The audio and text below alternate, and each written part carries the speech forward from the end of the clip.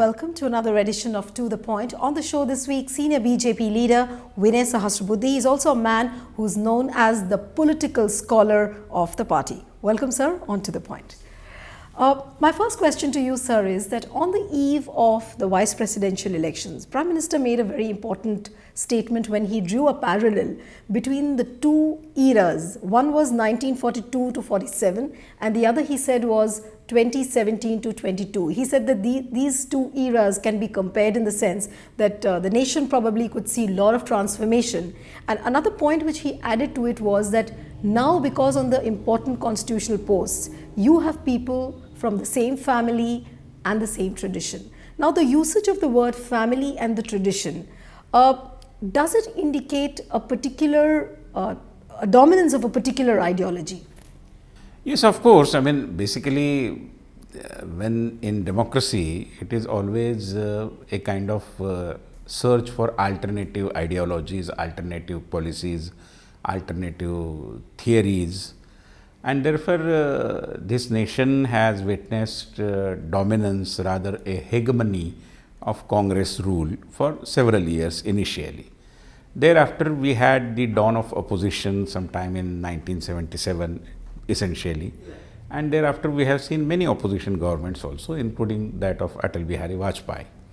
But at no point of time during these, these spans of periods or times, we had a regime in which all the top 5 constitutional positions belong to a particular single non-Congress group of family or a group of ideology rather. Here, for the first time, it is so happening. For example, in 77, we had Morarji Desai government, but then the president, vice president and all others didn't belong to Janata Dal or Janata Party Parivar as such. Same thing happened during Mr. VP Singh, who was the next non-Congress, so to say, Prime Minister of our country. And then we had these brief stints of H.D. Devegowda and Inder Kumar Gujral. That time also, it was a hodgepodge kind of a thing. Several opposition parties coming together and kind of having their own share, their own slice in the pie. And then we had Atalji's government. But of course, I mean, although Mr. Abdul Kalam and then Bhairo Singh Shekhawat, all were naturally the choices of the BJP at that point in time. But then Abdul Kalam was essentially a man who was above all ideological fault lines as such. And therefore, he could not be described, although, I mean, he was such an endearing president, a people's president. But we cannot we cannot bracket him to a particular ideology. So, in that sense, it was not so. Here, for the first time, it is happening, which brings in a greater sense of harmony, a greater sense of focus, a greater sense of purposefulness, because there is no friction. In that context, I believe, Prime Minister's statement is very important. Right. Since the time BJP government has come to power since 2014, there has been an ongoing debate between majoritarianism and minoritism. And coming as it does, it's also a fact that all the parties, they talk about the fact that India is a multilingual country, India is a multicultural country, and they talk about the multiculturality of the present setup. Do you also believe with certain voices which say that probably the society is heading towards a binary where you have a left, you have a right? But I would like to understand from you, you are a senior leader, you've seen politics growing over the years. Is there no scope for a neutral voice at the moment? Either you have to belong to the left or you have to belong to the right. How does a neutral voice exist in a setup like this? Well, I mean, in India, we have always been believing, let 1,000 flowers bloom. So, all colors are welcome. I mean, I don't see a binary for that matter.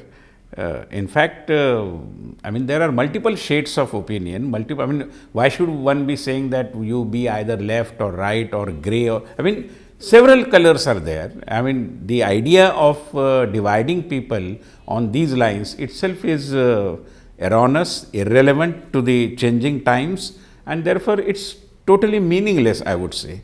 We certainly have, as I said, see, the Indian democracy has its origin in the spiritual democracy that we have been practicing for millennia. I mean, it's not something new to us. It is not that we were taught about democracy by the Britishers who left us in 1947. Much before that, this country has been known for spiritual democracy, which means ekam sat vipra bahuda vadanti. The ultimate truth is one, but we describe it in multiple fashions. And those who are wiser people, they call it by different names. But the truth is one. And that has been the thinking over here, which is why we welcomed all those who came from abroad, and they, in the process, in the course of period, they became a part of this Ganga Jamni Tahzeeb, as what we have been describing it. So, democracy is not something new to India. We have been welcoming pluralism. I mean, are we going to be told about pluralism by somebody from abroad? Is secularism going to be taught to us on the basis of what happened during the confrontation between the church and the monarchy, either in Britain or in Italy? Certainly not. We have all these things in our blood, in our body politic, and therefore we need not be getting lessons from elsewhere. Democracy is very much here, pluralism is a part of it, and the vividata mein ekata, we always have been saying that unity in diversity. But our emphasis has always been that the diversity is in fact the manifestation of the essential unity. But the way opposition has raked up the issue of ideological intolerance for the last 2 years, obviously it has not yielded any political dividends for them. Obviously BJP has been on the forefront, but it does force the people to discuss, to deliberate on issues like this. What would you really tell the opposition at the moment?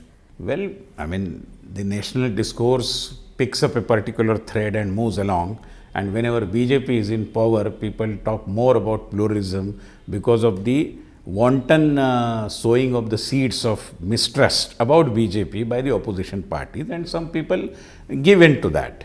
In fact, the history of BJP tells us BJP was in power in Karnataka, BJP is in power in Goa, has been in power there. BJP is a part of government in Nagaland. BJP was a part of government in Meghalaya. In Arunachal Pradesh, we are currently a ruling party. Tell me, where has there been any problem? And those who are for their own selfish, narrow and I should say very reprehensible political ends are talking about pluralism and some kind of an onslaught on liberal ideas and things like that. Let me ask them, why are they silent on whatever that is happening in Kerala? I was in fact when about 4 to or 5 Dalit members, right, their only fault was they were picking the, I mean, they were taking the flag of BJP and RSS on their shoulders. In fact, is that a sin in our country? And you are going to tell us about pluralism? There cannot be any further irony. I was listening to you inside Rajya Sabha when you raised that question on that day about the RSS killings in Kerala. But my question to you is that these RSS killings, this is not a new phenomenon. It has been happening over the years in a state like Kerala. Do these killings happen because of the ideological intolerance, or is it because of the political desperation on the part of the CPIM government? Well, this question should be addressed to the CPIM who are presiding over the regime over there. They need to answer. And Mr. Arun Jaitley, our finance minister, has rightly pointed out that whenever the left democratic front is in power, there is increase in these kinds of murderous politics, in this kind of murderous politics. And therefore, it is for them to tell us why are they so very intolerant. And the chief minister is on record having said that not all the killings were unnecessary. What do you mean by that? Are certain killings, certain murders, certain attacks necessary? And then you are coming to the parliament and teaching us about pluralism and tolerance and things like that. Okay, coming to the larger battle of 2019, the way BJP is increasing its footprints in impenetrable states like Odisha, Kerala, West Bengal. So these are the kind of states where BJP hasn't had much of presence, but BJP seems to be working overtime. How is it really going to unfold in the coming years? See, every political party should be trying to spread its impact in every nook and corner of our country, because political parties are here to seek power, to seek mandate, and therefore they have to have their organizational footprint in every other part of our country. Likewise, BJP, right since Jansangh days, has been trying in this regard. Now there is some kind of a more conducive atmosphere. People are in a mood to listen to what BJP is saying. We have a very strong and able leader in our Prime Minister Narendra Modi and our party president Amit Bhai Shah. So the entire cadre is very galvanized, and we are taking the message of Sabka Saath, Sabka Vikas to every nook and corner. We are knocking every other door, meeting people, telling them. They are also reposing their confidence. We had a good success in the Jilla Parishad and Gram Panchayat elections in Odisha, and I am sure even in West Bengal we are going to get a huge amount of popular support in the days to come. So it's a routine thing. Why others parties are not doing, it is for them to answer. But talking about the 2019 Lok Sabha elections, what does the battle look like to you at the moment? Because the opposition is completely disgruntled, completely demotivated. They don't have a narrative to counter the BJP. So what does the battle look like? Is it really going to be a cakewalk for BJP? Well, in politics, we never consider that a particular election is a cakewalk. But every election for us is a challenge. People may have their own calculations, but we in a party like BJP are very serious about elections. We never take elections lightly. We are fighting elections to win them. And therefore, we do our homework very well. We have all our groundwork perfectly ready before we face the elections, and therefore we are in the process of seeking a huge mandate from the people. No question of any cakewalk. Every election is a challenge, but yes, the opposition is in disarray. They are looking for issues and they are not getting them because of the pro-development good governance that is given by Prime Minister Modi and his cabinet. But many analysts also say that BJP has adopted a guerrilla-like warfare tactics to fight the opposition parties, because opposition looks very staid, very dull. Well, for a stale and dull and demotivated opposition, you don't require a guerrilla tactic. I mean, you have to go and tell your message. It's a democracy. It's not that kind of a war. So we are meeting. If people have lost contact, you know, in other political parties, there are vice presidents and general secretaries who are not available to meet with their cadre for 3-4 months together. And frustrated by this experience, people are deserting parties. So these are the questions to be answered by them. What is that one improbable magical weapon probably would be there on the part of the opposition with which it can hurl the present government, maybe in the form of a new coalition, maybe in the form of a new leadership? Are you expecting that kind of a thing happening, maybe? We have never taken any election lightly. So we do our homework well, and we are ready to fight the election 2019. What the opposition will look for and what kind of new issues they will pick and choose and then try to create an atmosphere around that, I cannot imagine. They are clever, they can do anything. But one thing is very sure, that the opposition has lost credibility. When we talk about politics of performance, they have only a politics of vote banks. All their political planning and strategy is based on vote banks. Beyond vote banks, they don't have anything, and days are changing. People are not going by identity issues, and therefore vote bank politics is almost on the wane. So maybe they will have to work overtime and find out some new tactics. But I am sure people in India, the voters over here, are not only smart and clever, but they are very wise and sensible, and they will stand behind BJP and Prime Minister Narendra Modi wholeheartedly, beyond any doubt. In fact, I'll pick from where you just mentioned the politics of vote bank. Now that almost all the regional parties look obliterated, and as you yourself said that the opposition is almost like a nothing, what is the future according to you for the regional parties? Well, as I said, see, if you scan through the history of all our political parties in India, and there are 1600 plus political parties in our country, only 50 parties are organizations that matter, who have some representation in either assembly or the parliament or somewhere. Of these 50, say for 7 to 8 parties, basically the BJP being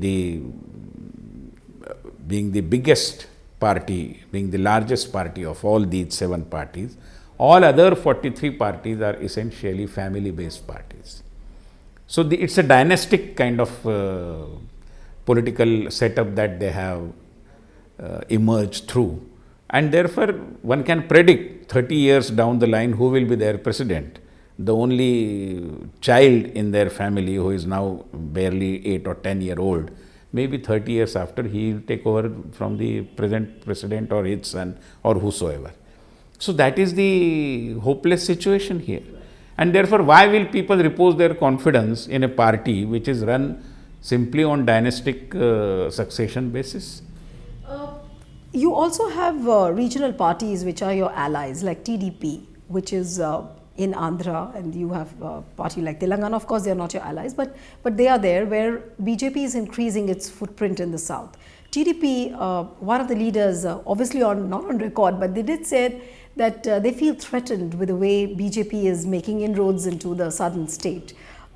So do we see a friendly fight with your allies, or is it going to be a go alone kind of a battle? I don't think so. Basically, if you observe the history of coalition politics in our country, BJP has mastered the art of not only building a coalition, but also maintaining the harmonious and friendly relationships with all the political parties.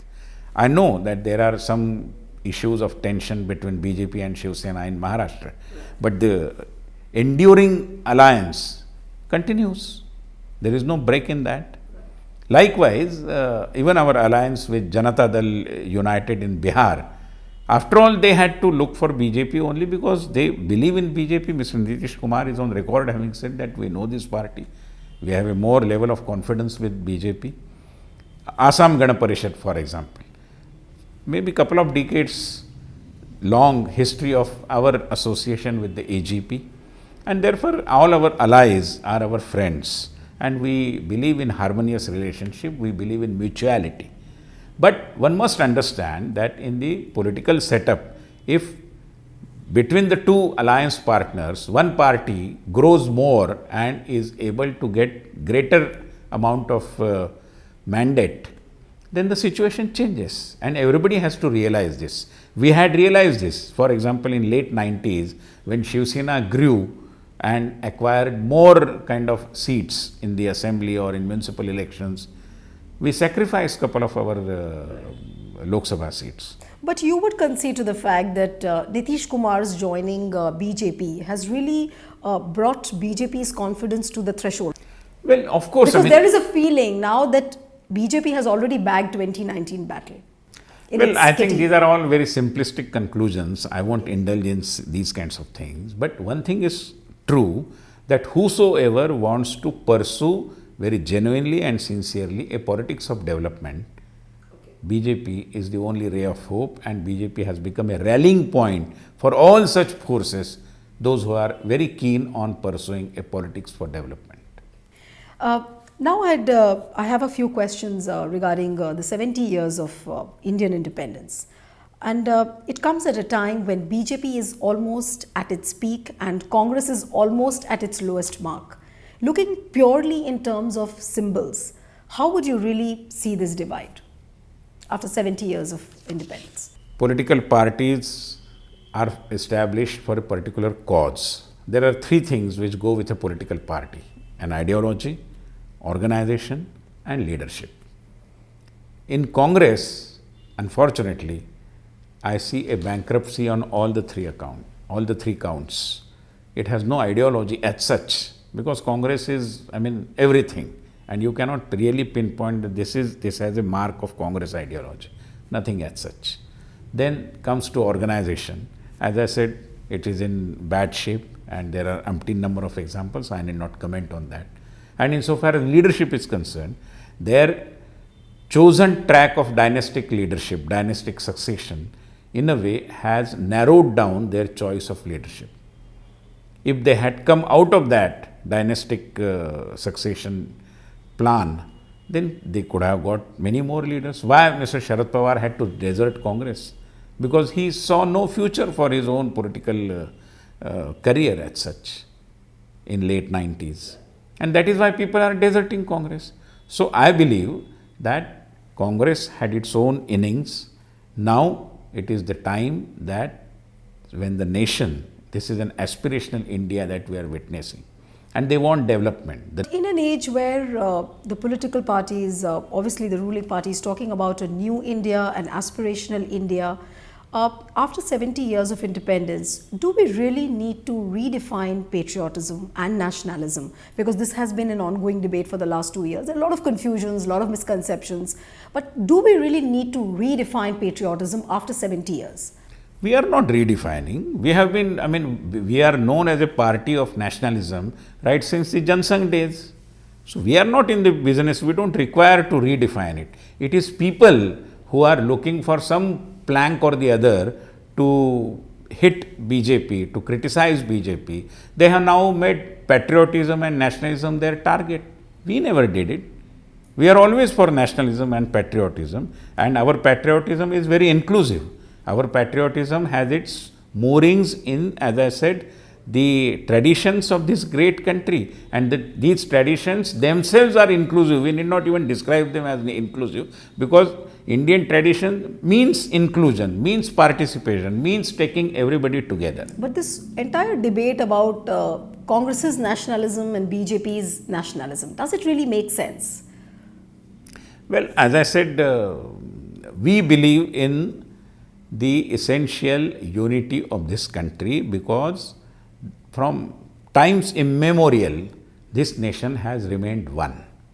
And which is why we say this is cultural nationalism. There are misgivings about it, and some people are, calling it names.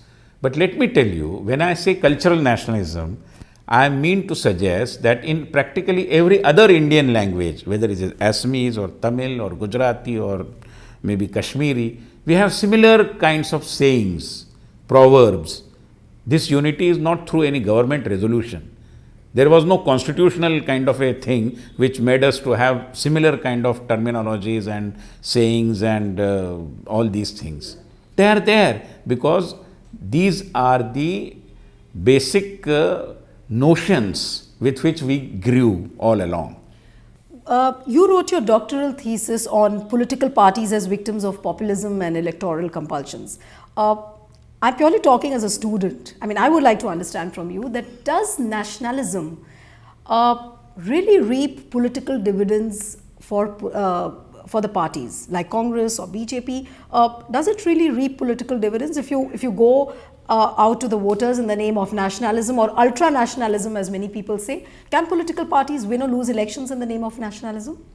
In our country, in fact, it takes maybe Herculean efforts to make nationalism as a rallying point, very unfortunately, because the kind of social divide which we have been witnessing, and then there is a linguistic divide also, then there are regional aspirations, and then there are political views and shades and all those things as well. And therefore, the divisive forces in our country need not even work overtime. Even if they work part-time, they have been able to divide this country, casteism, communalism and all these things. And therefore, the unifying theme rather, could only be nationalism. And we have understood it right since the days of Jansangh, and therefore we have been talking about nationalism. And it's not a sin to talk about nationalism. Absolutely. But unfortunately, what has happened is that people have portrayed nationalism, those who are not tolerant to the success of BJP are now hitting with the very idea of nationalism. And this is not something which has happened all of a sudden. There are several friends belonging to the communist ideology who have written books telling us that Chhattisgarh is a nation, Chota Nagpur is a nation, Satpura is a nation, because they believe that India is a conglomeration of several nations.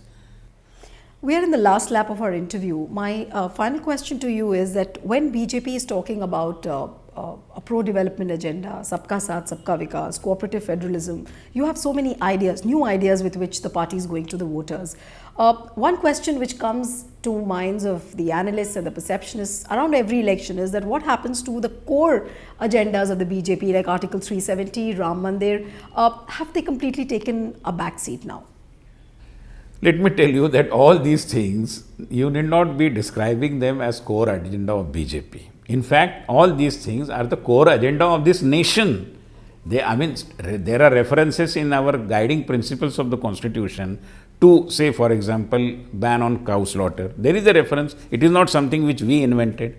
Say, for example, Article 370. The Constitution says that it has to dilute in the passage of time all through the years. It should have been diluted. It has not happened. Common Civil Code. It is not our brainchild. There again is a reference at the time of the making of the Constitution framers had inserted all these things.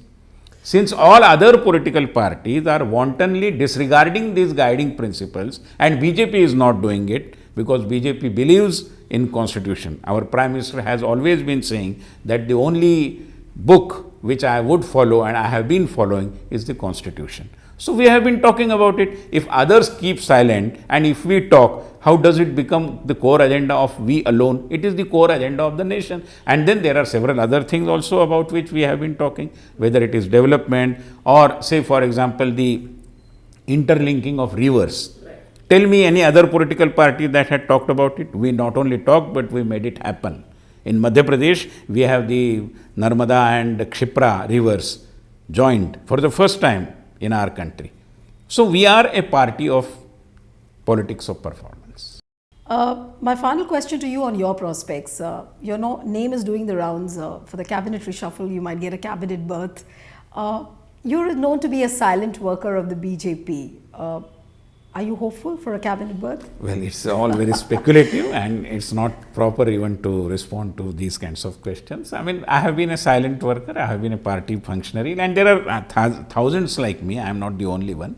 And therefore, whatever responsibility the party wants me to shoulder, we have been doing it. There is nothing new about it. There is nothing special about it. And certainly, it's a speculative question. I believe it's your kind of way of wishing me a good luck. If that is so, I will. My good wishes with you, Mr. Sahsrabudhe. It was a pleasure talking to you. Same here. So that's it on this episode of To The Point. See you next time with another personality. Goodbye and thanks for watching.